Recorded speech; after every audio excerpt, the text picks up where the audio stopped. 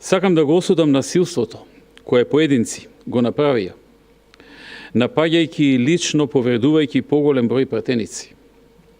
Никогаш не сум оправдувал насилство, независно кој и зошто го предизвикал.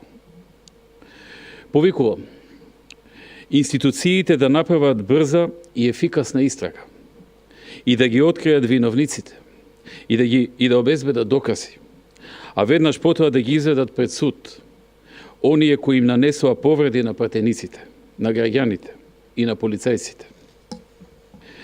Никогаш во животот не сум помислил ниту на вас да дојдам, ниту да останам со насилства и со физички повреди на други лица.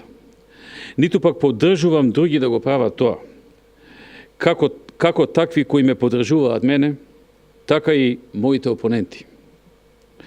Повикувам исто така да не се ставаат во ист кош огромното мнозинство граѓани кои со денови мирно протестираа и оние кои никого не повредија, со оние кои тоа го направија вечерва.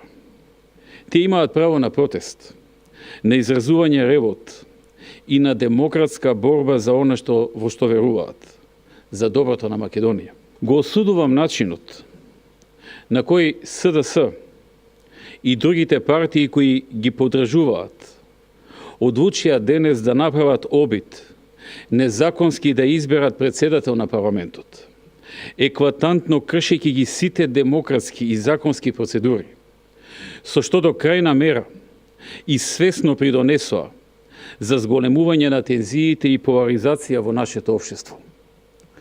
Бројните провокации во изминатите денови, не само кон нас од ВМРО-ДПМН, туку и кон огромното мнозинство македонски граѓани, а особено кон македонскиот народ, се директен причинител за оваа ескалација на состојбите оваа вечер.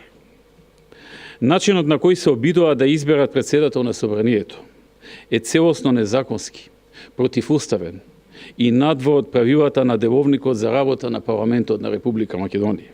Повикувам до граѓаните, независно дали се македонци или албанци, или турци, роми, срби, бошњаци, власи, останати, да останат присебни, да не наседнуваат на можни провокации на поединци или групи, а исто така на политичарите да не превземаат дејства кои би предизвикале меѓуетнички тензии.